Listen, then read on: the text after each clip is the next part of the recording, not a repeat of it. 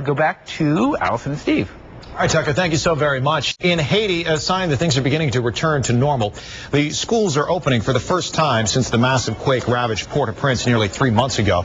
Teachers are planning on focusing on addressing the children's trauma before returning to the regular school curriculum. D.C. Delegate Eleanor Holmes-Norton just returned from a trip to Haiti, and she joins us this morning from Capitol Hill to talk about what she saw. I know it was a quick trip for you, but what did you learn while you were there? I could see a real change. I went to Haiti in 2008. I wanted to see what it looked like after the devastation. It was the first day of school yesterday. We met with the president and the first lady. We went to an orphanage, and we met with the Ministry of Social Services. And we do see an improvement from the devastation we saw in January in Haiti. The real question is whether or not the world has the stick-to-itiveness. We've just, our own country, in the International Donors Conference last week, donated $1.5 billion. The Donors Conference got even more than was expected. What was heartbreaking to see was the rubble. People are in the streets. They look relatively healthy. But the rubble along the streets is itself going to take years, many years to clear, much less to begin rebuilding. The most heartbreaking thing was going to an orphanage where, crowded into one orphanage, 80 babies and very small children. That's where we focused, the group of senators and I, on education. I'd like to see Teachers Without Borders. We need people going into Haiti right away to prepare a teaching corps that can introduce universal education, something that they don't have in Haiti. 80% of the schools are private, and almost all the children don't attend school. You know, a couple of challenges that you see there. You talked about the money that has been donated. The U.S. has pledged over $1 billion over 2 years to help with the rebuilding efforts. You were there with 2 Democratic senators on your tour that you just got back from. Did you get a sense, though, despite the money that's been pledged and just the overwhelming amount of rebuilding that needs to happen, did you get a sense for the people there that there was some optimism? I was amazed, frankly, by how the life really goes on in Haiti, how there was real optimism, how they recognize that the world has embraced them.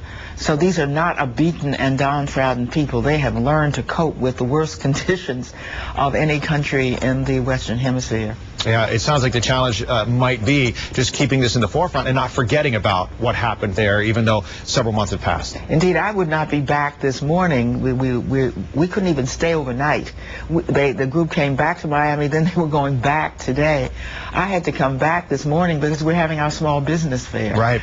We've had a problem in this country, too, so even as Haiti is devastated, our economy is not what it was, but it is coming back. I think it's worth looking at this. Normally you couldn't see this, but you'll see what I think you ought to see. This is where our economy was a year ago. For the first time this month, we saw that bar was above the bar. So that's what we've gone from, losing 750,000 jobs a month, to now we made 162,000 jobs, and most of those were in the private sector. But we expect small business to drive us out of this recession, because that's how it's happened all the time. So we're having our small business fair this morning. We're going to have what people usually pay hundreds of dollars if you're a D.C. resident to get.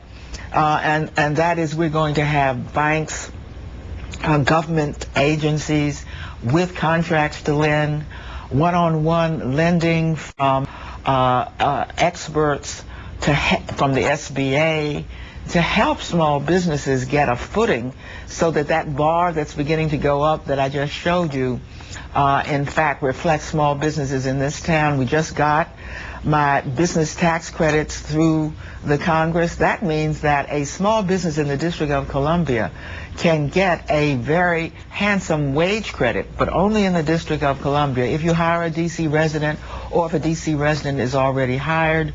The president has just signed the HIRE Act, which gives a payroll tax break to small businesses. We want to make sure that small businesses in the District of Columbia understand this. So at the convention center, beginning in just a few minutes, going to 4 o'clock today, we're having our D.C. Small Business Affair and naming our D.C. Small Business of the Year. All right. Well, Delegate Norton, it's always